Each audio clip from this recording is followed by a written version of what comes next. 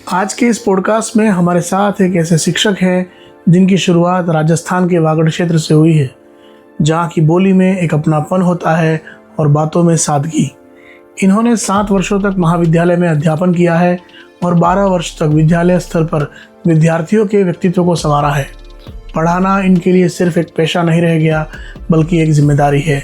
आज आप कुवैत के एक स्कूल में हिंदी शिक्षक के रूप में कार्यरत हैं। आपकी कहानी बड़ी बड़ी बातों से नहीं, बल्कि लगातार मेहनत और धीरे धीरे आगे बढ़ने की कहानी है।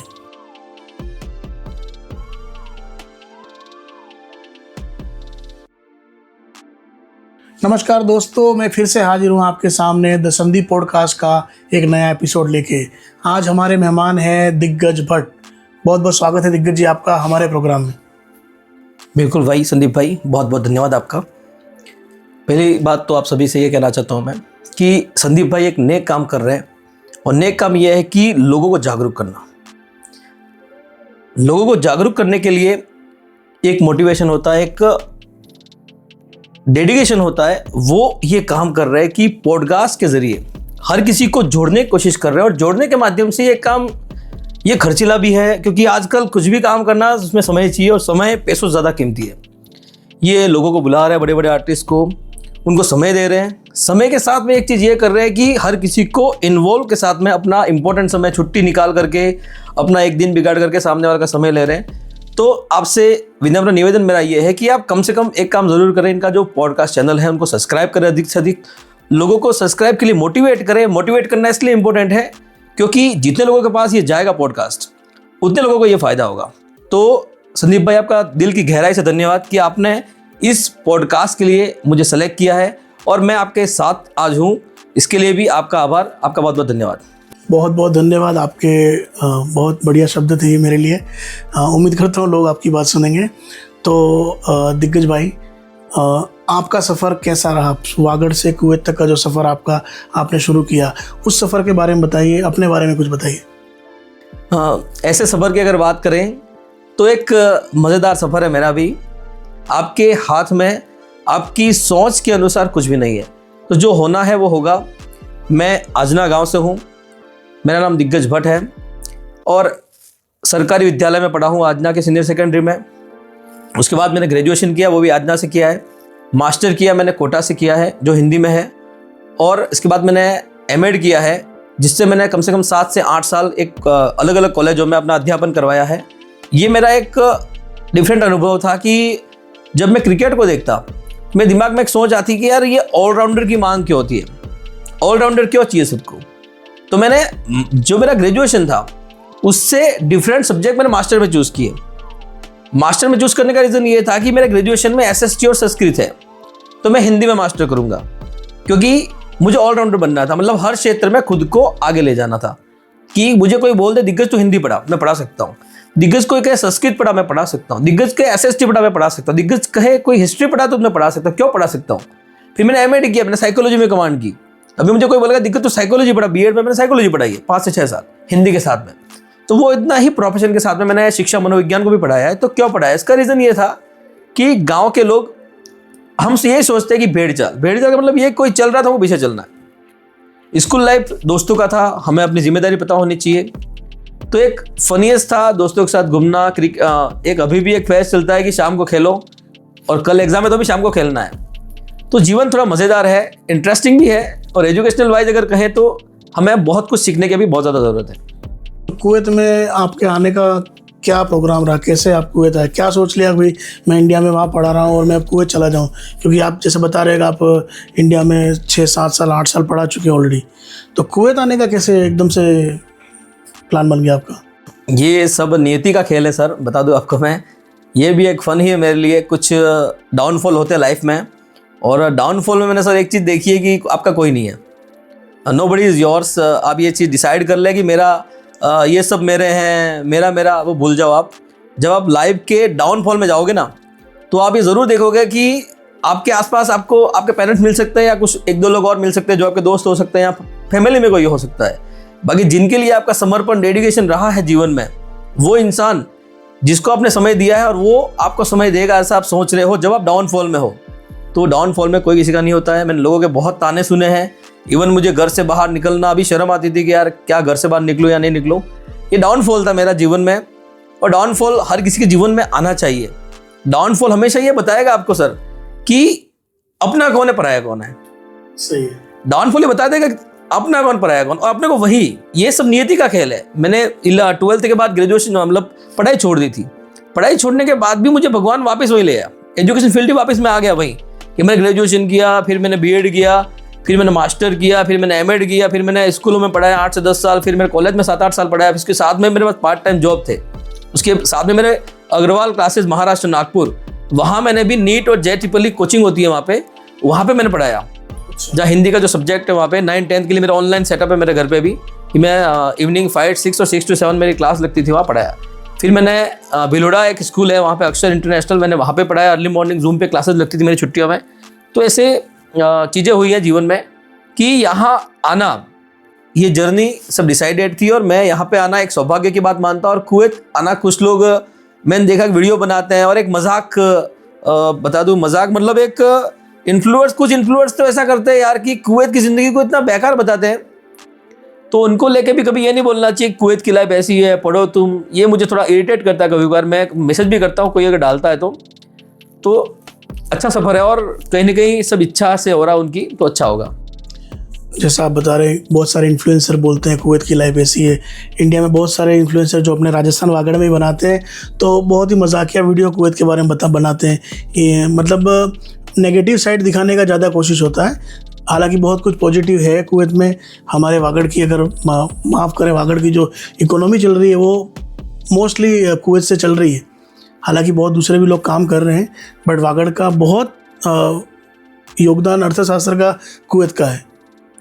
डेफिनेटली संदीप भाई, ये बात मैं मानता हूँ।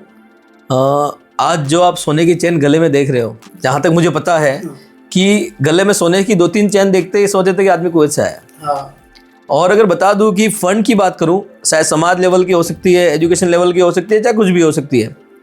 ये सबसे अधिक फंड अगर कहें तो बाहर कैंटीन वाले, जो कैंटीन जिनकी खुद की चल रही है, नौकरी कर रहे हैं बाहर, या कोई कुवैत वगैरह में रह रहा, वहीं से सबसे अधिक फंड आता है सर। तो हमें हर किसी के प्लेस की, उसकी जगह की रिस्पेक्ट करनी चाहिए। ये मेरा कंसर्न है। मेरी स्कूल एजुकेशन, कॉलेज एजुकेशन में अगर बात करूँ सर मैं आपको, तो एक पियोन है ना, मैंने उसको पियोन नहीं कहा आज तक। मैंने कहा कि भाई, दीदी, अरे वो उसका जॉब कर रहा है, मैं मेरा जॉब कर रहा हूँ। मेरा प्लेस एक पढ़ाने का हो सकता है, मैनेजमेंट का हो सकता है, वो भी अपना जॉब कर रहा है ना।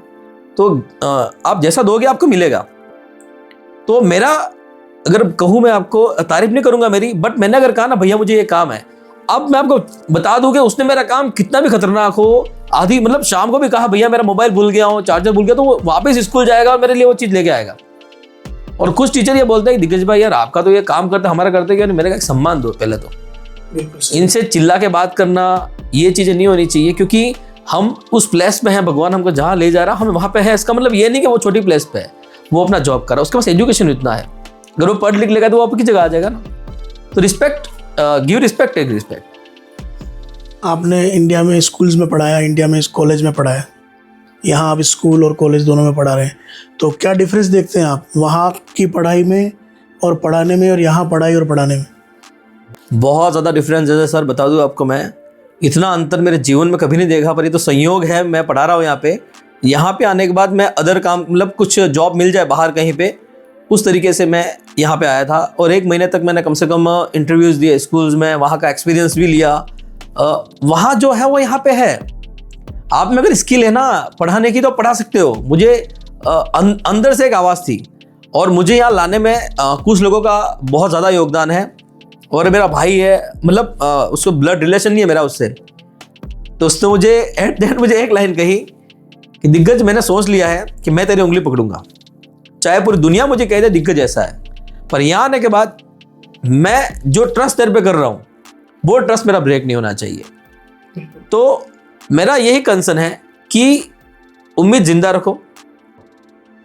तो जैसे अभी आपने बताया कि आपकी एजुकेशन के बारे में, तो आपकी एजुकेशन ने कितना बड़ा पार्ट निभाया कुवैत में जॉब पाने के लिए? बहुत ज़्यादा सीबीएसई की स्कूल चलती है यहाँ पे बहुत ज़्यादा। और मैं तो यही नहीं कह रहा हूँ कुवैत में ही नहीं, अदर कंट्रीज़ में भी सीबीएसई की स्कूल चलती है। तो आपको एक स्किल डेवलप करना है, वो है संदीप भाई इंग्लिश। अच्छा। आप बिलीव नहीं करोगे, मैंने हिंदी को भी इंग्लिश में पढ़ा है। हिंदी पढ़ाने के लिए भी आपको इंग्लिश आना जरूरी है। यस, बच्चों को आती नहीं इंग्लिश, यहाँ पे हिंदी आती नहीं है, और आप आ गए वहां से। मैंने एक्चुअल वहां अपना लोकल था, तो मैं वागड़ी बोलता था क्लास में कभी कभार, और इसलिए कि बच्चों को उस टॉपिक से जोड़ना मेरे लिए बहुत इंपॉर्टेंट था।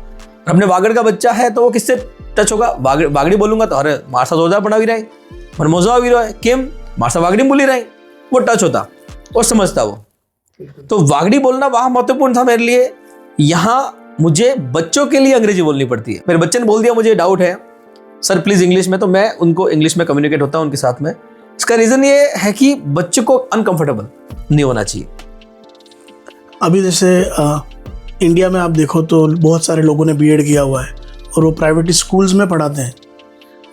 रीट के एग्ज़ाम होते हैं, बहुत लोग सफल होते हैं, बहुत लोग असफल होते हैं। जो लोग असफल होते हैं वो प्राइवेट स्कूल्स में पढ़ाते हैं। तो अगर वो लोग कुवैत आना चाहें या फिर कहीं और बाहर जाके पढ़ाना चाहें, सीबीएसई में पढ़ाना चाहें, तो उनके लिए क्या कोर्सेज हैं, क्या उनको करना चाहिए, क्या ऐसा रास्ता है उनके लिए? क्योंकि बहुत से लोगों को रास्ता ही पता नहीं होता है। एक्चुअल अपने राजस्थान में एक मेंटेलिटी फिक्स है कि मुझे मास्टर बनना है। मास्टर बनना अच्छी बात है, पर आपका एक समय होना चाहिए, 2 साल 3 साल में तैयारी करूंगा, मुझे टीचर बनना है। इसके बाद आपको अदर तरीके से तैयारी करनी पड़ेगी। अब बीएड करना, बीएड मतलब 2 तरीके से होता है संदीप भाई। आफ्टर 12th के बाद 4 साल का इंटीग्रेटेड एक कोर्स होता है जो 4 वर्षीय होता है, जिसमें 3 साल का ग्रेजुएशन होता है और 1 साल की बीएड होती है। और आफ्टर 12th ग्रेजुएशन होता है 3 साल का, उसके बाद होती है 2 साल की बीएड। मतलब 2 टाइप का बीएड अपने इंडिया में चल रहा है। तो बीएड के बाद अगर वो अपनी स्पोकन इंग्लिश अगर अच्छी कर ले, स्पोकन इंग्लिश पे अगर थोड़ा ध्यान दे वो, तो फायदा ये हो जाएगा स्पोकन से कि वो जब कम्युनिकेशन करेगा बाहर जाके, क्योंकि यहाँ साइंस भी इंग्लिश में पढ़ाना है, क्योंकि साइंस तो साइंस मतलब वहाँ हिंदी मीडियम है, यहाँ हिंदी मीडियम कुछ भी नहीं है, इंग्लिश मीडियम है। आप इतना समझ लो कि अगर मैं हिंदी या इंग्लिश में पढ़ा रहा हूँ तो इंग्लिश में आप फ्लुएंसी, अगर अंग्रेजी आपकी अच्छी है तो आप श्योर हो जाएंगे कि आपको किसी भी कंट्री में जॉब मिल सकता है। हिंदी की अपनी एक इम्पोर्टेंस है यहाँ पे। आफ्टर ग्रेजुएशन कुछ साल आप तैयारी करो, उसके बाद आप सोच लो कि भाई वीज़ा किससे बात करो। भाई बहुत से लोग एजेंट हैं, बहुत परिवार के लोग जो है वो यहाँ वहाँ हैं, उनसे बात करो भाई मुझे कुवैत में आना है। तो कुवैत में आने के लिए भाई मैं क्या करूँ, तो हर कोई गाइड करेगा। मैं तो यही कहना चाह रहा हूँ कि आप वीज़ा अप्लाई करें, पहले पासपोर्ट तो अपना रेडी रखें। पासपोर्ट इसके लिए कंपलसरी है, तो पासपोर्ट पहले बना दें, फिर आप प्लान करें आगे की जर्नी, क्योंकि पासपोर्ट के बाद अलग अलग प्रोसेस चलती है इसमें। ये पासपोर्ट ही नहीं है और आप प्लान कर रहे हो बाहर का, पहले पासपोर्ट जेब में रखना है। फिर अलग अलग कंट्री में आप ऑनलाइन देखें, सीबीएसई स्कूल कहाँ है अदर कंट्री में, ऑनलाइन उनके ईमेल्स होते हैं, वहाँ पे आप इंटरव्यू दें। इंटरव्यू में वो इंटरव्यू ऑनलाइन होगा, आपका इंग्लिश में होगा, वो इंग्लिश टू इंग्लिश चलता है वहाँ पे। तो आपको लगता है, तो मैं तो ये बोल रहा हूँ कि आपको वहाँ से वीज़ा भी मिलेगा और वो अकामा भी लगा के देंगे स्कूल का। मतलब वहाँ से आपको सीधा यहाँ पे आके सिर्फ जॉब करनी है, ऐसा भी हो सकता है आपके कम से कम पैसों में काम हो जाएगा। तो ये आप पे डिपेंड करता है कि आप कितनी स्किल को डेवलप करते हैं, क्योंकि पढ़ाना एक प्रोफेशन है। ये हर किसी के बस की बात नहीं है कि झगड़ा करना है तो 10 के सामने कर सकते हैं, और 10 के सामने अगर पढ़ाई की बात करनी है तो बहुत मुश्किल, अपने आप पाँव और हाथ कांपते हैं। और यहाँ बच्चे जो प्रश्न पूछते हैं, मतलब बच्चा खुरापाती दिमाग होता है। आप ये नहीं सोच सकते क्लास के अंदर बैठ के कि बच्चा क्या प्रश्न नहीं पूछेगा, बच्चा कुछ भी पूछ सकता है और आपको उसको सेटिस्फाई करना होता है। और यही कहता हूँ कि कुछ समय डिसाइड करें वागड़ में, आप जहाँ पे हो एक समय लगाएं, आप इतना है। और मैं तो प्राइवेट जॉब अगर आप करते हो तो आप कंपटीशन एग्जाम को नहीं पढ़ सकते। जैसे कुछ लोग बोल रहे हैं कि हम एग्जाम मतलब स्कूल में जॉब कर रहे हैं, कॉलेज में जॉब कर रहे हो। मेरा पर्सनल मैं नहीं कर पाया, क्योंकि जो एग्जर्शन होता है स्कूल का, जॉब का जो होता है, जॉब के बाद माइंड इतना काम नहीं करता है, अलग ही मेंटल थकान लगती है, नहीं पढ़ पाते हैं। अगर आपका एम अगर टीचर बनना है तो जैसे आपका बीएड हो रहा है, मैं तो कहता हूँ बीएड के साथ में पढ़ाई शुरू कर दो, क्योंकि साइकोलॉजी आपके बीएड में है, जो आप पढ़ रहे हो वो आपके कोर्स में है, जिसका कंपटीशन एग्जाम की आप प्रिपरेशन करोगे ना, वो आपके कोर्स में साइकोलॉजी है जो 30 नंबर का है, और सेकंड ग्रेड में 60 नंबर का। वो जीके आप जो पढ़ रहे हो, सब्जेक्टिव जो जीके है वो है उसमें। तो आपके कोर्स में पढ़ाने वाला जो मटेरियल जो है, जो बीएड में आप पढ़ रहे हो, 50% तो आपका वही सिलेबस कवर कर देगा, अगर आपने वहाँ अच्छे से पढ़ा है तो। अगर आपने वो नहीं पढ़ा, बीएड हो रही है फिर मैं तैयारी करूंगा, तो सब यही सोच रहे संदीप भाई कि बीएड होने के बाद ही तैयारी करेंगे। और फिर एक पिक्चर और होती है कि भाई वैकेंसी आएगी तब तैयारी करो, अभी का तैयारी करो, वैकेंसी कहाँ है? अरे वैकेंसी पूछ के थोड़ी आएगी, तू तो अपने लेवल से 2-2 3-3 घंटे पढ़ भाई, नहीं करेगा तो कुछ काम नहीं होगा। ज़्यादातर लोग यही करते हैं कि हाँ वैकेंसी निकलने वाली है, अब पढ़ाई शुरू करूँ। वही सर 20 से 25 लाख लोग हैं यार, कहाँ सेलेक्ट 5-10 हज़ार सीट 15 हज़ार सीट आती है और 20 लाख लोग वहाँ रेडी बैठे हैं फॉर्म भरने के लिए, कहाँ सिलेक्शन होगा? और सिलेक्शन रेगुलर जो बेसिस पे 1 घंटा 2 घंटा पढ़ रहा है, चाहे वैकेंसी आए नहीं आए, 2 या 3 घंटे अगर आपके स्टडी के हैं एवरी डे, तो आपका सिलेक्शन कहीं दूर नहीं है। और रिवीजन जितना होता है, एक बुक को 10 बार पढ़ो, वहीं से प्रश्न आता है, वो ये बुक पढ़ रहा है, वो ये बुक, ये नहीं होना चाहिए। आपका एक कंटेंट आपके पास होना चाहिए। चाहे आप 10th बोर्ड में, बच्चे अभी पढ़ रहे हैं हमारे, यूनिवर्सल अभी एग्जाम हुए हमारे, मैंने पेपर डाले थे 10 दिन पहले। अब विश्वास नहीं करोगे, एक भी क्वेश्चन मेरे पेपर से आउट नहीं है, एक भी, चाहे फर्स्ट सेमेस्टर, थर्ड सेमेस्टर। ये एक्सपीरियंस है अपना, एक अनुभव अंदर से डेवलप होता है कि ये आएगा तो आएगा। और बच्चों ने बताया सर कि पूरा पेपर वो सर वही है, सर कुछ नहीं करना है। तो जब आपको अंदर से आ जा पढ़ते पढ़ते कि ये क्वेश्चन आ सकता है, तो वो आएगा। और जो क्वेश्चन कठिन लगता है आपको, ये कठिन है, तो वो आएगा ही आएगा। उसको छोड़ा तो आप गए पानी में। जैसा अभी आप बता रहे हो कि 2-3 घंटे पढ़ना, ये 2-3 घंटे आप उनके लिए बता रहे हो जो परमानेंट पढ़ते हैं, उनके लिए नहीं जो 2 महीने 3 महीने पहले स्टार्ट कर रहे हैं। उनके लिए तो 8, 9, 10 घंटे जितना पढ़ो उतना कम है। सिलेक्शन नहीं होगा संदीप भाई, मैं सीधा कहता हूँ। अगर कोई कह रहा है कि कंपटीशन एग्जाम है और उसी टाइम मैंने प्रिपरेशन की है, तो मैं सीधी बात एक बोलता हूँ, उनका सिलेक्शन नहीं होगा। अब लिख लो, मुझे बता देना कोई बच्चा के 2-4 महीने पहले पढ़ा, सिलेक्शन हो गया, नहीं होता है। फिर तो जो जॉब कर रहा है, जैसे स्कूल में लोग जॉब करते हैं, तो उनका सब्जेक्ट जैसे हिंदी है, और हिंदी क्या है कि अपने कंपटीशन एग्जाम में NCERT का कोर्स आता है। और NCERT अगर कोई पढ़ा रहा कोई टीचर, उसके बुक का जो कंसेप्ट है वो क्लियर हो जाता है। बुक क्लियर होगी तो कम से कम वो उसके परसेंटेज में हाई, मतलब एक सपोर्ट मिलता है मार्किंग के माध्यम से। वो अच्छा पढ़ रहा है, उसके कंसेप्ट क्लियर हो गया, तो कहीं ना कहीं उसको बेनिफिट इस चीज़ का मिलेगा कि मैंने वो पढ़ा है, तो वही चीज़ एग्जाम में आने वाले, वो फायदा है। स्कूल में जॉब करने का फायदा ये है। पर एक डिसाइड करो मैं 3 घंटे 4 घंटे स्कूल में पढ़ाऊंगा, अपना पूरा समय स्कूल में नहीं दूंगा। पूरा समय स्कूल में दूंगा तो नुकसान क्या होगा, आप थकान और स्कूल के एग्जर्शन से परेशान हो जाओगे। समय फिक्स करो, 6 to 10 को पढ़ाओ, 6 to 12 को पढ़ाओ, और वही कंटेंट सारा आपके कंपटीशन एग्जाम में आता है। और मैं तो यही कहता हूँ कि अगर आपने NCERT की बुक पढ़ ली 6 to 12 और ग्रेजुएशन की, तो आपका सिलेक्शन फिक्स है। अभी के जीवन में लोग 10वीं 12वीं 2 परीक्षाएं पास करने के बाद, खासकर 12वीं की परीक्षा पास करने के बाद, उनको ये नहीं पता होता है कि हमें आगे क्या करना है। हालांकि जो मेधावी छात्र हैं उनको तो उनका एक लक्ष्य पता होता है, मगर ऐसे बहुत से छात्र होते हैं जिनको ये नहीं मालूम होता है 12th के बाद मैं क्या करूँगा। मैं BCom करूँगा, अगर कॉमर्स का स्टूडेंट है तो मैं CA बनूँ, साइंस का है तो मैं डॉक्टर बनूँ या इंजीनियर बनूँ। मतलब वो पूरी तरह से कंफ्यूज होता है और वो उस तरह के सब्जेक्ट लेता है, जैसे कि मेरा दोस्त महेश ने साइंस लिए, मैं भी साइंस ले रहा हूँ, वो BCom कर रहा है, संदीप, मैं संदीप की तरह BCom कर रहा हूँ। मतलब उनका एक फोकस नहीं होता, उनको ये मालूम नहीं था कि मुझे क्या लेना है। और आजकल के बच्चे क्या है ना, अपने टीचर से राय नहीं ले पा रहे, क्योंकि अगर उनका एक सेल्फ ईगो आ गया है, जो जेनजी बोलते हैं, उनके अंदर एक सेल्फ ईगो, यार मैं पूछ लूँगा तो मेरी इंसल्ट हो जाएगी, मैं पूछ लूँगा तो मेरा इज्जत कम हो जाएगा। तो उस तरह के बच्चों का अभी व्यवहार है। तो उन लोगों को 12वीं के बाद, मतलब अगर बच्चा साइंस पढ़ रहा है, आर्ट्स पढ़ रहा है या फिर कॉमर्स पढ़ रहा है, उन बच्चों को 12वीं के बाद क्या करना चाहिए? एक्चुअल एजुकेशन की शुरुआत होती है 10th के बाद, और ये एक एज है जिसको एडोलसेंस कहा जाता है। एडोलसेंस एक किशोरावस्था, एक ये उम्र जो ऐसी है ना, वो माइंड डाइवर्ट की अवस्था है। अब बच्चा 10th के बाद अपने वागड़ी में एक बात कहते हैं भाई, देखा देखी भक्ति करे। देखा देखी भक्ति એટલે ओ मां दोस्त आ लई रहा है, ओ मैं भी आ लूंगा, मां दोस्त आ भणी रहा है, मैं आ भणूंगा। अरे भाई तने अपनी औकात खबर रही है कि मारी औकात कितने होती है, कैपेसिटी। अब उसको ये तो पता नहीं है कि आपने खुद की कैपेसिटी क्या, वो पता नहीं है, खुद का माइंड कितना वो पता नहीं है, खुद एजुकेशन में कितना कवर कर सकता है वो पता नहीं है। और वो खड्डे में गिरेगा तो अपन खड्डे में नहीं गिरते हैं, क्योंकि अपने को पता है खड्डे में गिरने से लगता है। आपको 10th के बाद आर्ट्स होती है, कॉमर्स होती है, साइंस होती है, साइंस में 2 होती है, बायोलॉजी और मैथ साइंस होती है। आप किसी फील्ड में जाएं, और साइंस बायोलॉजी अगर लेना है तो आपको ये सोचना पड़ेगा कि साइंस बायोलॉजी लेने के बाद मेरा फील्ड क्या होगा, मैं क्या करने वाली हूँ, क्योंकि वहाँ फिर वो डॉक्टर वाली फिर 5 लाख 10 लाख 25 लाख वाली पिक्चर आएगी। साइंस फील्ड में जा रहे हो, इतना पैसा चाहिए। साइंस करने के बाद आप BSc और MSc करो, MSc के बाद आप PhD मास्टर करो, MSc हो गया तो आप PhD करो, PhD में डॉक्टरेट की उपाधि लेके आप अच्छा खासा पैसा उठा सकते हो कहीं से भी। आप इंडिया में कहीं पे जाओ, PhD की बहुत ज़्यादा डिमांड है। आर्ट्स में चल रहे हो तो आर्ट्स एकदम सेफेस्ट मार्ग है यहाँ पे। आर्ट्स में आप खुद को डेवलप कर सकते हो, आर्ट एंड कल्चर में जा सकते हो आप।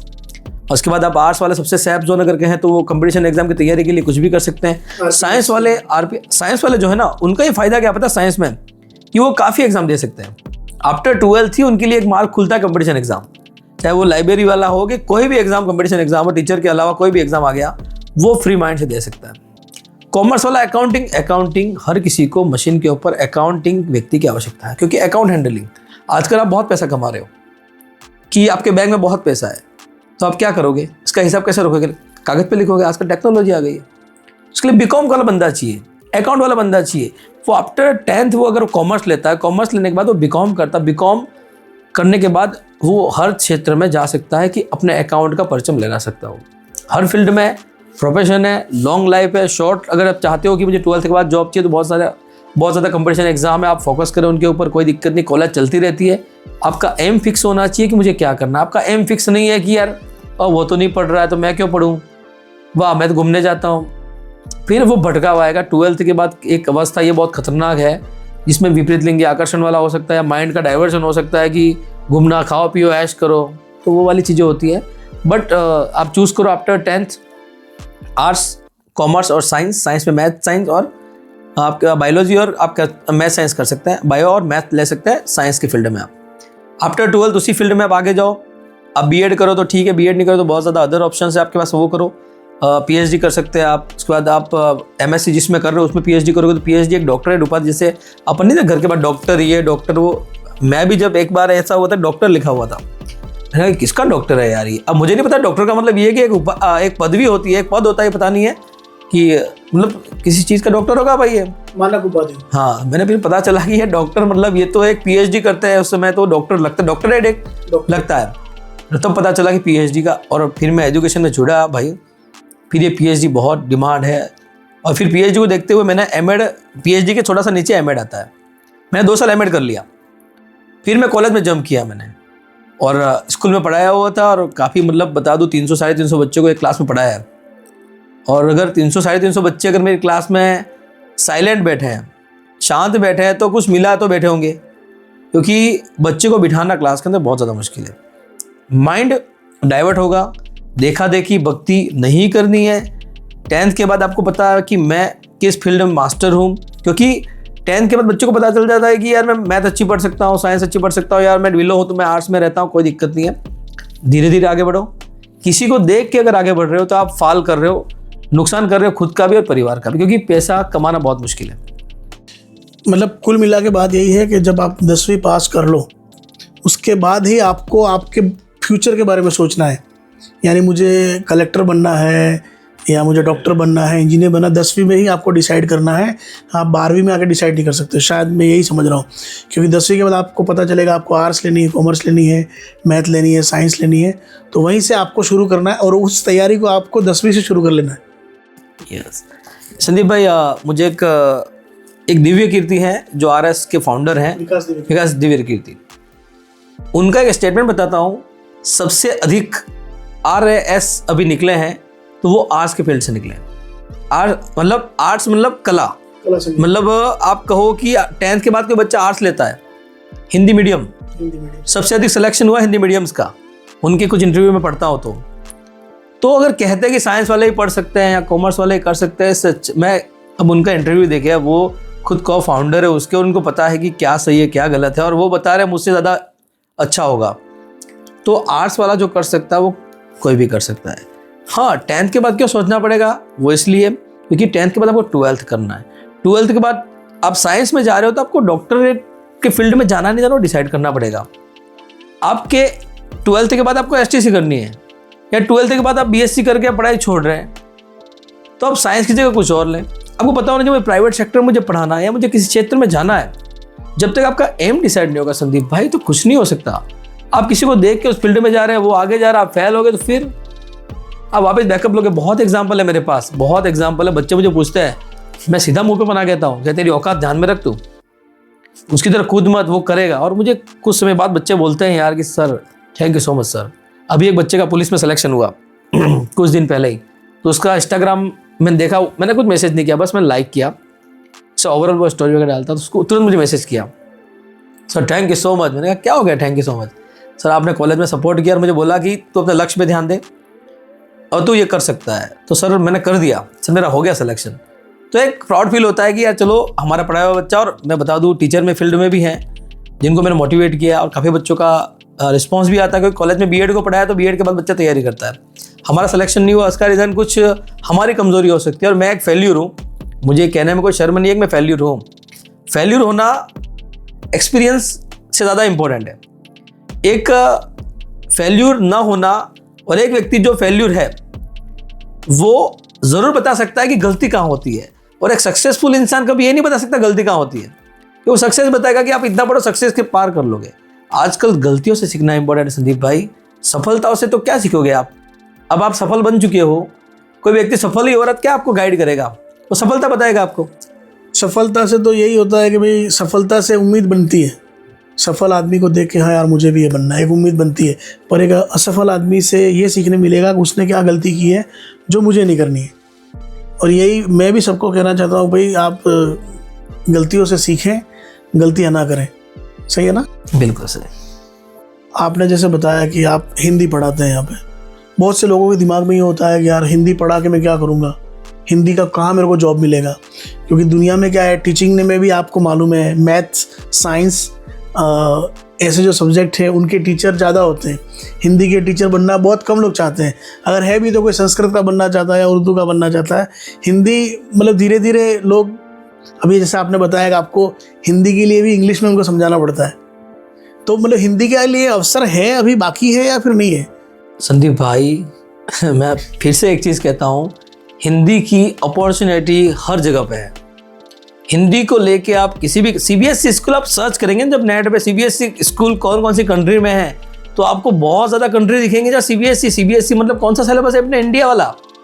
जो राजस्थान बच्चे 9वीं 10वीं 11वीं पढ़ते हैं वही सिलेबस है सीबीएसई का, कोई अदर नहीं है। आप तो अपनी मेंटली और स्किल डेवलप करें इंग्लिश, और आप कूद जाएं। मैं तो ये कह रहा हूँ कि आप, मेरा यहाँ ना एक संभावना हो सकता है, संयोग हो सकता है, पर मैंने पहले, मुझे जो भाई मुझे लाए थे मेरे बड़े भाई, उन्होंने को ये कहा कि देख 1 महीना तेरे पास है, तू जा सारे स्कूलों में इंटरव्यू दे। मैंने कहा कि भाई मैं कैसे दूंगा ये, तू जा। मैं गया, काफ़ी लोग मिले, हिंदी में बात की, टीचर्स, फैकल्टी, एचओडीज वगैरह हिंदी में बात, कोई दिक्कत नहीं, इंग्लिश का प्रेशर नहीं था मेरे पे कि इंग्लिश में बोलना है।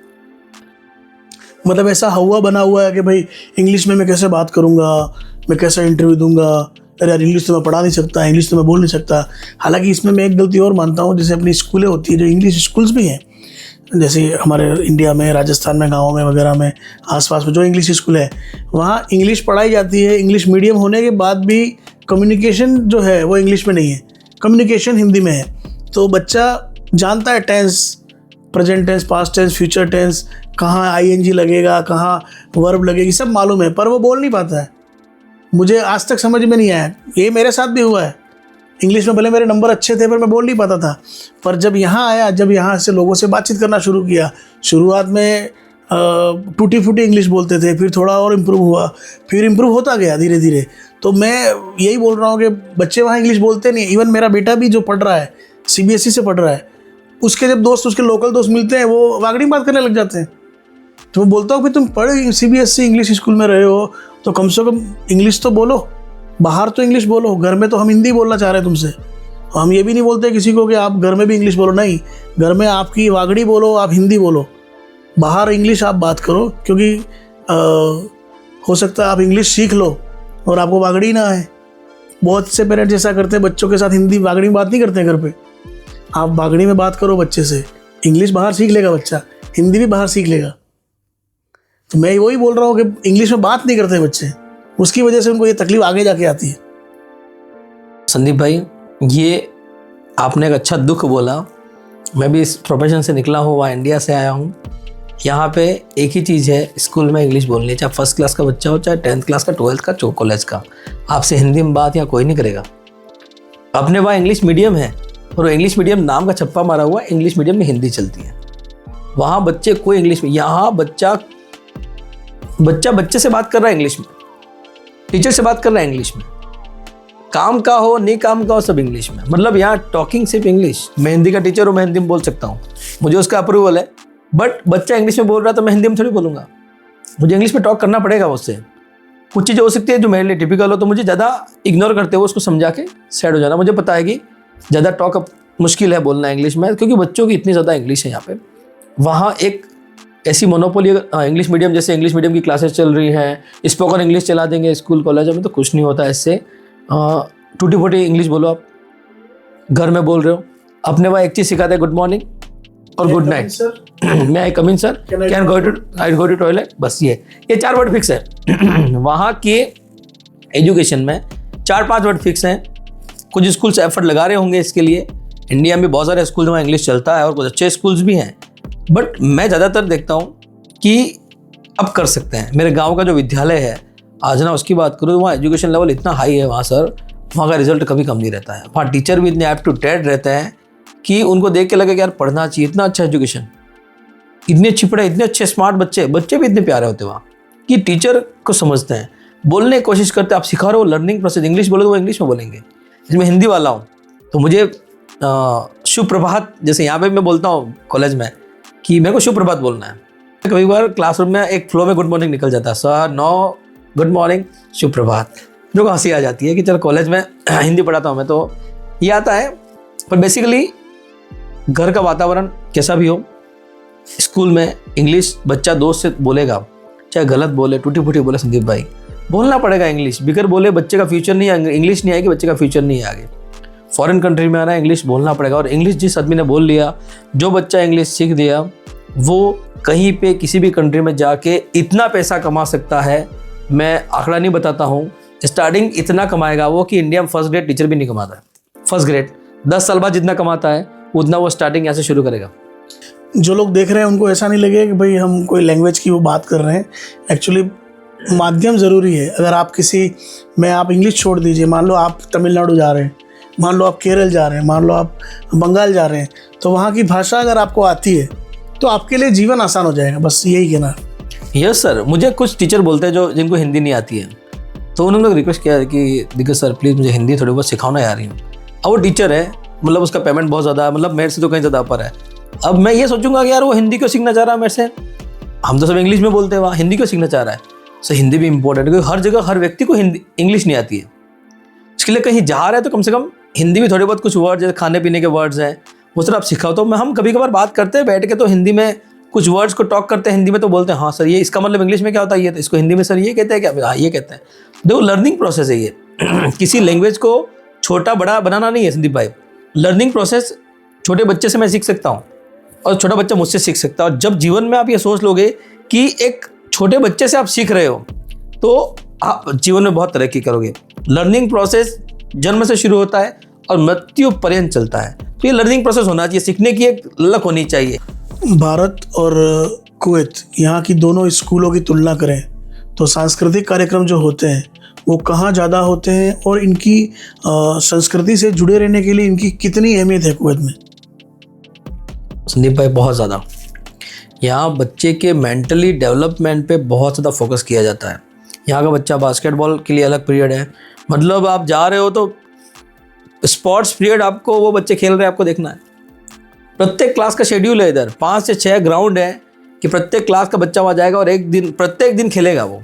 मतलब मेंटल एक्टिविटी को एक्टिव करना है इनके लिए, मतलब उसकी मेंटल ग्रोथ भी होना चाहिए, एजुकेशन के साथ में मेंटल ग्रोथ होना चाहिए। अलग अलग इवेंट्स होते हैं, कल्चरल एक्टिविटीज़ होती हैं। मतलब कल्चरल में आप देखोगे कि आपका जो फंक्शन आ रहा है, दिवाली है तो आप उसकी यूनिफॉर्म अलग है, पोंगल का यूनिफॉर्म अलग है। अब हर क्षेत्र में, किसी भी क्षेत्र से आप आ रहे हैं उस क्षेत्र की यूनिफॉर्म पहन के आते हैं। मतलब कल्चर बच्चों में डेवलप किया जाता है और टीचर भी उस चीज़ को फॉलो करते हैं कि आपका कल्चर रिस्पेक्ट, कल्चर को बहुत ज़्यादा रिस्पेक्ट मिलता है यहाँ पे, मैंने देखा है। और मुझे बहुत अच्छा लगता है इधर कि हर तरीके से इंडिया में भी ये चीज़ें होती हैं पर उस लेवल पे नहीं होती है। कभी कभार कुछ चीज़ों को दबाया जाता है, यहाँ पे जो चीज़ है वो ओपनली है, जो करना है वो करना ही है। एक शेड्यूल होता है कि आपको इस चीज़ को लेकर आगे जाना है। कल्चरल चीज़ें अगर बात करें, सांस्कृतिक कार्यक्रम होते हैं बहुत ज़्यादा, हिंदी दिवस बनाया जाता है, काफ़ी बच्चे जो है वो हिंदी को लेकर तैयारी करते हैं। यहाँ के बच्चों का हिंदी थोड़ा कमज़ोर है, वो हिंदी को इंग्लिश तरीके से ही, मतलब बॉय जैसे मैं खाता हूँ तो खाती हूँ भी खाता हूँ बोले, मतलब गर्ल भी बोलेगी खाता हूँ, तो उनको पता नहीं है डिफरेंसेस हिंदी के। तो इसमें दिक्कत थोड़ी बहुत है, वो एजुकेशन में वो थोड़ा अपना लेवल नहीं, क्योंकि अलग अलग क्षेत्र में आ रहे हैं। जैसे अदर क्षेत्र में बात करें तो राजस्थान का क्षेत्र जो है वो थोड़ा ओके है, अदर क्षेत्र में हिंदी को लेकर थोड़ा दिक्कत है। यहाँ बच्चे बहुत ज़्यादा एक्टिव होते हैं, आपको बोलना ये काम करना कर देंगे, आप बोलो आपको इसकी प्रिपरेशन करनी है कर देंगे। कल्चरल एक्टिविटी के लिए बच्चा और मैनेजमेंट इतना शानदार होता है कि बच्चे को इतना तैयार करता है, इतना डेडिकेशन देता है, इतना समय देता है। हर टीचर एक्स्ट्रा एफर्ट लगाता है कि बच्चा कल्चरल एक्टिविटी के लिए बहुत आगे जाए। ये चीज़ें मुझे बहुत अच्छी लगी यहाँ पे कि बच्चों को एक्टिव करते ही है, बच्चे को हर क्षेत्र में आगे ले जाना है, बस यही सोच है यहाँ पे। ज़रूरी भी है क्योंकि बहुत से बच्चे ऐसे होंगे यहाँ पे जो फर्स्ट जनरेशन या सेकंड जनरेशन में यहाँ पे आए हुए हैं, तो उनका पूरी तरह से वो भारत से कट चुके हैं।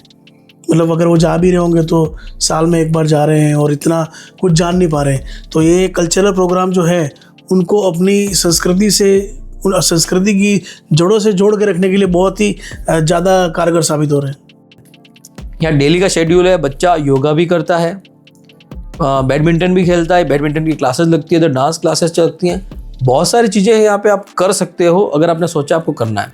जो सांस्कृतिक कार्यक्रम आप वहाँ सेलिब्रेट कर रहे हो वो भी यहाँ धूमधाम से किए जाते हैं, इसलिए आपको, आप चाहो वहीं आपको एक अच्छा हेल्दी फील कराएगा। तो दिग्गज भाई, आपने बहुत सारी बातें करी हमको, तो मतलब वागड़ हो तो मैंने आए कुवैत में આવી ગયા, કેવો લાગી રહ્યો? એટલે કોવેટ में મજો આવી રહ્યો તમારે? ले अरे कोविड में जोर मज़ो આવી રહ્યો। पहली चीज़ इंडिया में મળે कोविड મળી રહ્યું है। आए ये चीज़ है, तुम्हारा दोस्त यार तुम्हारा करना है, तुम्हारा परिवार तुम्हारा करना थी, पर आए तमने एक सेटिस्फेक्शन मिली रहा है, एक आनंद मिली रहा है, તમે મસ્તીથી ફરી રહો। એક આયના નિયમ વગેરે बहुत अच्छा है कि आप गलत काम को કરી नहीं શકો। આપણા એ सब साल है आ सुट्टो मारो फरता फरो कई दी ए साल तो रे सब आए कई नहीं आए एकदम लाजवाब जीवन है कुवैतनो ने આવી કન્ટ્રીઝ हुए જે લોકોને આગળ बढ़ावे, एक डिसिप्लिन ही काटे, अनुशासन આપણે કહે ને કે अनुशासन अनुशासन એસ ને આ હીકવા મળે। हाँ, આપણે વિમલ ખાઈને થોકી જાય એવું કામ है। આ ને કામ ચાલે, આય બી થોકે આપણે વાળા તો થૂકીલે તરત પેલા દીકી તે ગયો ને મારે બિલ્ડિંગ નેસેસ પેલો થૂકી દો તો પેલો આવ્યો તરત ને ધમાધમ બોલવો ચાલુ કરે। મેં કીધું થૂકી લે, મેં કીધું આને બોલે હું તો ગાના હારા થોચો કોણ।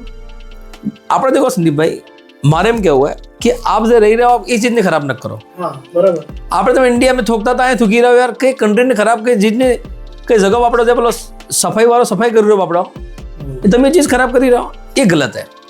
आपने मुझे बताया था कि पढ़ाई के साथ साथ आप योग का भी काम कर रहे हैं, योग भी सिखा रहे हैं स्कूल में, उसके बारे में बताइए। संदीप भाई, आजकल हम रील देखना पसंद करते हैं, घूमना पसंद करते हैं, बहुत कुछ करना पसंद करते हैं, पर हम हमारी हेल्थ को लेके इतने छोटी सोच वाले हो गए कि हम सोचते ही नहीं है। खाना है तो जंक फूड खाना है, जो मिल गया वो खा लो, शरीर खराब हो रहा है। अब खाओ, कोई दिक्कत नहीं है, जो भी खाना वो खा सकते हो, बट आपको योग करना पड़ेगा। योग इसलिए करना पड़ेगा, मेंटल हेल्थ, फिजिकली आपका हेल्थ एक्टिव तब होगा जब आप योग करोगे। ब्राह्मरी प्राणायाम है, कपालभाति है, जो बाबा रामदेव अपने इंडिया में सिखा रहे हैं वो, और मैं तो स्कूल टाइम से अगर बताऊँ तो ये चीज़ें मैंने सीखी और हमारे सर ने हमको सिखाई और हम करते भी थे। ये योग आप जितना अधिक करोगे उतना आपका शरीर बहुत स्वस्थ रहेगा, और योग में तो कुछ डैमेज होना ही नहीं है, खराब होना ही नहीं है, वो तो फायदा ही देगा। आप में स्फूर्ति आएगी, आप 7 दिन तक 6 दिन तक योग करें, इसके बाद जो एनर्जी डेवलप होगी आपकी बॉडी में, आप खुद कहोगे कि यार मुझे मज़ा आ गया योग करके। इसलिए योग तो करना चाहिए संदीप भाई। एक अच्छे विद्यार्थी को स्कूल के अलावा कितने घंटे पढ़ना चाहिए रेगुलर? कम से कम 4 से 6 घंटे। 4 से 6 घंटे पढ़ने का संदीप भाई मतलब ये नहीं है कि रेगुलर पढ़ ले 6 घंटे। तू भाई रेगुलर स्कूल से आओ, मैं तो कहता हूँ आधा घंटा सो, बॉडी को रिलैक्सेशन दो, आराम से मस्त सो, 1-2 घंटे पढ़ो, शाम को 1 घंटा खेलने जाओ बाहर, खेलना भी इंपॉर्टेंट है माइंड के लिए, फिर आओ फ्रेश हो जाओ, 1-2 घंटा पढ़ो, फिर खाना खाओ, आधा घंटा परिवार को समय दो, फिर 1-2 घंटा एडजस्ट करो। और जितना हो सके, ये मेरा पर्सनल एक व्यू है कि अगर अर्ली मॉर्निंग 4 o'clock से 6 o'clock कोई बच्चा पढ़ लेता है, ये 2 घंटे वो दिन के 4 घंटों जितने इंपॉर्टेंट है। मतलब अगर कोई 2 घंटा पढ़ ले ना अर्ली मॉर्निंग 4 से 6, तो वो समझ लो उसने 4 घंटे कवर कर। मतलब क्योंकि साइंस ये कहता है कि आपके मॉर्निंग से इवनिंग तक की एनर्जी कम होती है। अगर आप अर्ली मॉर्निंग 100% आप एनर्जी के साथ में उठ रहे हैं, ऊर्जा के साथ में उठ रहे हैं, तो वो 100 से कम होनी है, बढ़नी नहीं है। बढ़नी तो है नहीं। रात को 9 बजे तक वो 20 पे आ जाती है। 20 की एनर्जी में आप पढ़ोगे, 20% एनर्जी के साथ में आप पढ़ रहे हो, तो आपका कंसंट्रेशन, एकाग्रता रहेगी ही नहीं संदीप भाई। आप कभी ये सोचोगे, कभी वो सोचोगे। तो अर्ली मॉर्निंग आप पढ़ लो 2 घंटा, फिर आप दिन में थोड़ा पढ़ो, कोई दिक्कत नहीं, आधा घंटा आप सही लगे। पर दिन के अगर 4 घंटे कवर करने हैं तो अर्ली मॉर्निंग 2 घंटा आपने पढ़ा, अब 7 दिन तक ये करो खाली, इसके बाद मैं विद्यार्थियों को कहता हूँ कि अगर आप 2 घंटे पढ़ लोगे ना मॉर्निंग के, हाँ प्रॉब्लम होगी क्योंकि सोने की आदत है, अच्छी नींद होगी तब उठेंगे। मैं 6 घंटे सोने के बाद 10 बजे सो जाओ, 4 बजे 10 से 12 और 12 से 4 6 घंटे हो गए। 6 घंटे की अच्छी नींद कहलाती है। अब 6 घंटे सो के उठो ना, उठने के बाद आप पढ़ो 2 घंटे, 4 से 6 7 दिन तक आपको लगेगा मुझे नींद आ रही है। नींद आई यूँ लगे, पहले मैथ्स पढ़ो। ये मैथ किसी को सोने देगी नहीं, कि सवाल मिलाने पड़ेंगे और उसके दिमाग एक्टिव करना पड़ेगा। और भी नींद आ रही है, उठते ही चाय बनाओ अंदर जाके तुम्हारे लिए, दूध बनाओ तुम्हारे लिए, क्योंकि शक्कर डालनी पड़ेगी, चाय डालनी पड़ेगी, अदरक कूटना पड़ेगा, मसाला डालना पड़ेगा, चाय बनानी है, चाय को छानना पड़ेगा, फिर पीना पड़ेगा। माइंड एक्टिव हो गया, एक्टिव हो फिर पढ़ो आप, तो दिक्कत नहीं है। तो एजुकेशनल बेस में आप अर्ली मॉर्निंग अगर ये हॉर्स ये डिसाइड करेंगे बच्चे कि मॉर्निंग उठ के मुझे पढ़ना है, तो आज की जनरेशन में ये बहुत ज़्यादा फ़ायदा है। मैं फिर से रात को कितनी आप कंप्लीट स्टडी कर लो, रात को कितना लंबा पढ़ लो, मुझे लगता नहीं ज़्यादा फ़ायदा होता है। बट लेट नाइट पढ़ने से ज़्यादा अर्ली मॉर्निंग जो बच्चा पढ़ रहा है उसको बहुत ज़्यादा फ़ायदा होता है। और अर्ली मॉर्निंग में क्या डिस्ट्रक्शन भी कम होता है। हाँ, आपका पास भटकाव नहीं होता है, कोई आवाज़ नहीं होती, थोड़ा माहौल शांत होता है। बाकी पूरे दिन में आपको दुनिया भर की आवाज़ें जो चलती है, यातायात हो या घर में हो, वो आवाज़ें भी आपको डिस्ट्रैक्ट करती है। पर मॉर्निंग में शायद वो सब चीज़ें नहीं होती, तो मॉर्निंग में पढ़ना थोड़ा ज़्यादा अच्छा है। शुद्ध हवा मिलती है अपने को मॉर्निंग। एक पीन की भी आवाज़ आती है मॉर्निंग, आप पीने गिरेगी तो आवाज़ आएगी। इतने शांत वातावरण में अगर आप पढ़ रहे हो संदीप भाई, अरे कैसे याद नहीं होगा। रात को सोने के बाद अर्ली मॉर्निंग 100% एनर्जी के साथ में आप पढ़ोगे मॉर्निंग उठ के। अब आप सोच लो कि 100% एनर्जी जो रात को सोने के बाद माइंड पूरा फॉर्मेट हो चुका, फॉर्मेट माइंड जब नया रीस्टार्ट करेगा तो कितना खतरनाक बैकअप लेगा। सही बात है। तो बहुत मजा आता है पढ़ने का। मैंने मेरे जीवन में रात को नहीं पढ़ा आज तक। मेरा भाई है वो 3 बजे उठता, मुझे 4 बजे उठा था। उसका तरीका मॉर्निंग ही पढ़ने का स्टार्ट से। वो 9 बजे सो जाएगा, सुबह 3 बजे उठ जाएगा। उसको पता दिग्गज का इतना कैपेसिटी नहीं है, ये ज़्यादा मतलब नहीं खींच सकता पढ़ाई का, तो 4 बजे 4 से 6 2 घंटे पढ़ना तो मॉर्निंग है तेरे को।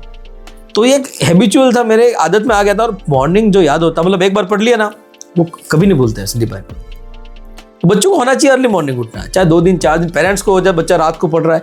एक मैंने चीज़ देखी, मुझे बहुत दुख हुआ कि रात को बच्चा मोबाइल से पढ़ता है, 10 बजे बाद मोबाइल से पढ़ता है। मैंने कहा 10 बजे बाद कौन सा मोबाइल से पढ़ाई होती है यार, कोई ऑनलाइन तो क्लास है 10 बजे बाद चलती नहीं है।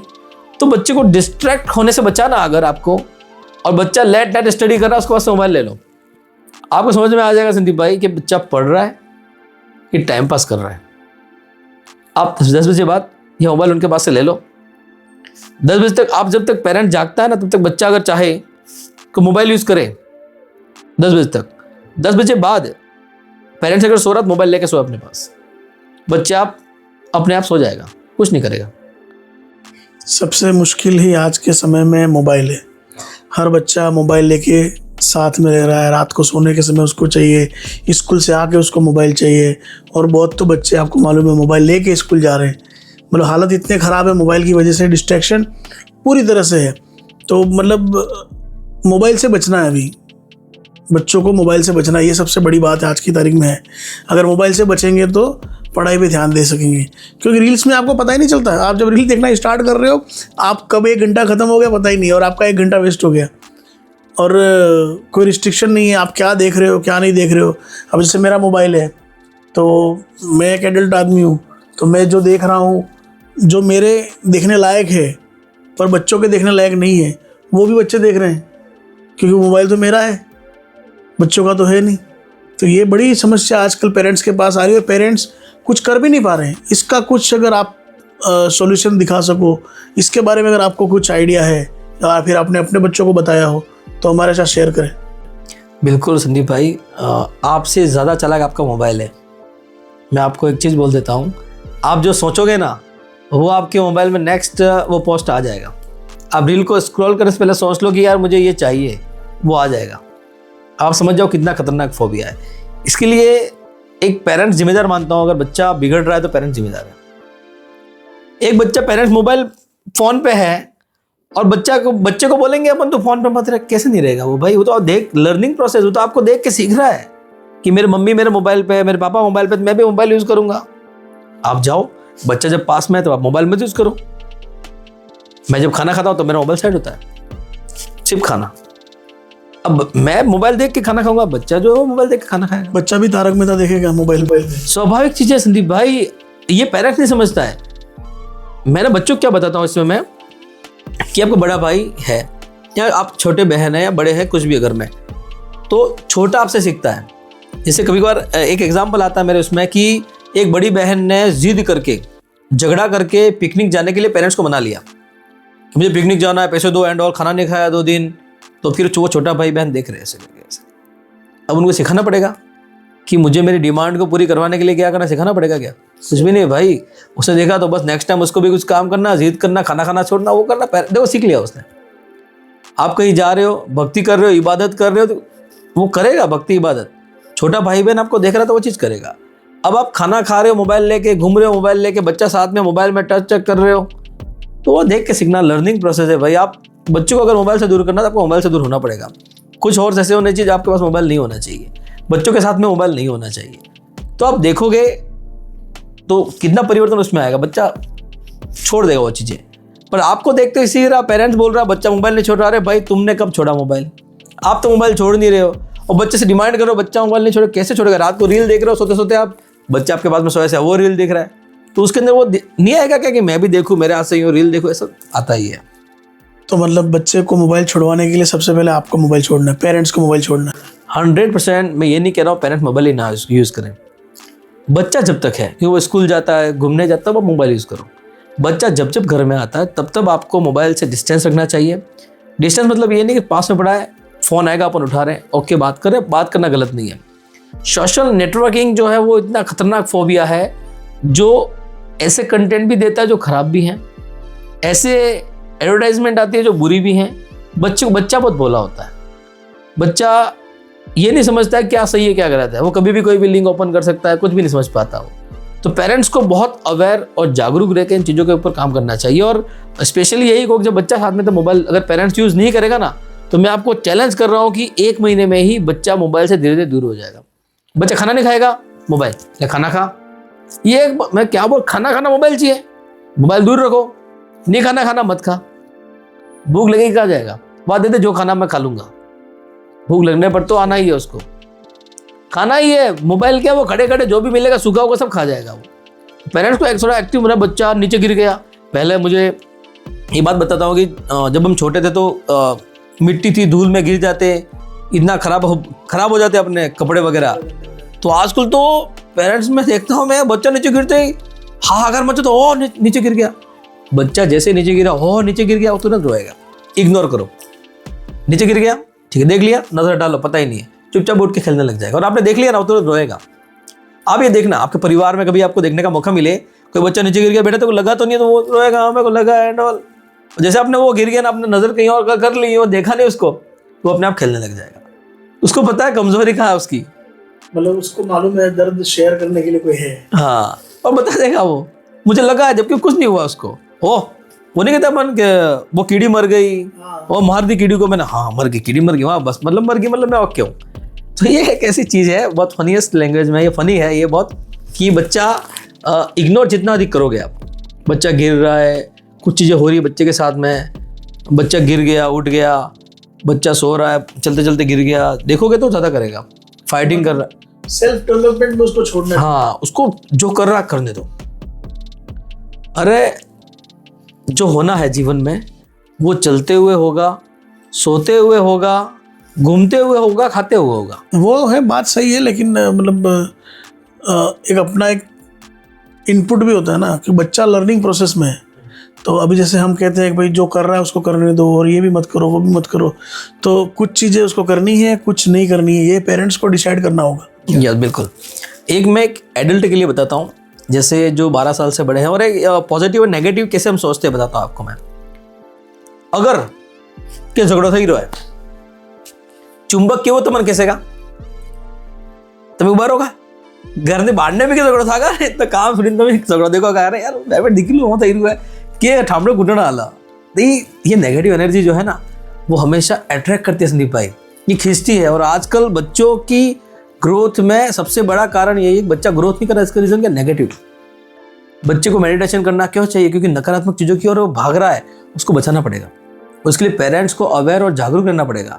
पेरेंट्स तो ठीक है सही रू है, अरे वो भी बोला ही रू है, नान नान सोरो आजकल गाड़ियाँ दें, केम दें, किम के गाड़ी होनी नहीं जैसे वो होने एन मतलब खबर नहीं थी गाड़ी मतलब हो गई अभी वीडियो पेशादार पहले दिखियो में तय शुरू उठ्यू गाड़ी बकीर मम्मी ने बेटा ऐसा नहीं बोलते हैं ये वो मम्मी ने बोली बपड़ा नहीं ऐसा नहीं बोलना ये बच्चे को बोली आई क्यों फिर वो गाड़ी नाम ले लो यार फिर ऐसे नहीं बोलियो पप्पा हाथ करे बैठा करना है हाथ खतरना हाथ कहीं जो आराम करना है तो शुरू ही था बोलो इसलिए बच्चों को ऐसे क्षेत्र में अब पेरेंट्स से दौड़ी देखवा दी झगड़ा हो थी सोरो भाई देखवा नहीं आएगा हाँ तुम घर में रहोगे अब झगड़ा था तो गाड़ियाँ बोला है कि क्यों क्यों बोले लोग यार क्या चीज़ है बहुत खतरनाक है संदीप भाई नहीं पेरेंट्स ने एक्टिव रहो इम्पोर्टेंट है जागरूक रहो इम्पोर्टेंट है बढ़ाने दबाव सोरापन ना को। तो दिग्गज भाई बहुत बहुत धन्यवाद, आज आप यहाँ आए, हमसे बात की, अपने अनुभव को हमारे साथ शेयर किया और हमारे दर्शकों को भी बताया कि क्या करना है क्या नहीं करना है, क्या शिक्षा अर्जित करनी है, कैसे उसका उपयोग करना है। उम्मीद करता हूँ कि आपको हमारी बातचीत अच्छी लगी होगी, तो प्लीज़ कमेंट करके बताएं कि कौन सी बात आपको अच्छी लगी। और अगर मेरा चैनल आपको अच्छा लग रहा है, मेरा काम अच्छा लग रहा है, तो उसे सब्सक्राइब करें, लाइक करें और भी लोगों के साथ शेयर करें।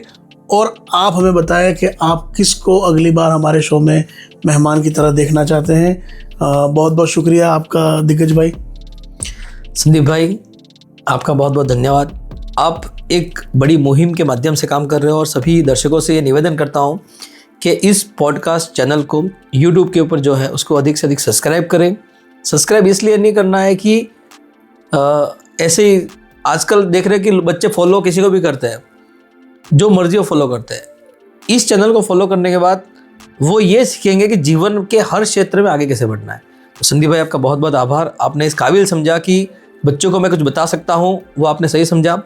और आप ऐसे ही आगे बढ़ते रहें और अधिक से अधिक लोगों को वागड़ के क्षेत्र के बारे में बताएं, यहाँ के क्षेत्रों के बारे में बताएं और जागरूक करें, ऐसी आपसे प्रार्थना करता हूँ। Thank you so much. आज की बातचीत से एक बात साफ है कि मौके सिर्फ जगह बदलने से नहीं मिलते, तैयारी बदलने से मिलते हैं। अगर आप शिक्षक हैं, भारत में काम कर रहे हैं और कुवैत जाने का सपना देख रहे हैं, तो ये ज़रूरी है कि आप हकीकत को समझें, धैर्यवान बने और सही दिशा में मेहनत करें। उम्मीद है ये बातचीत आपके लिए काम की रही होगी।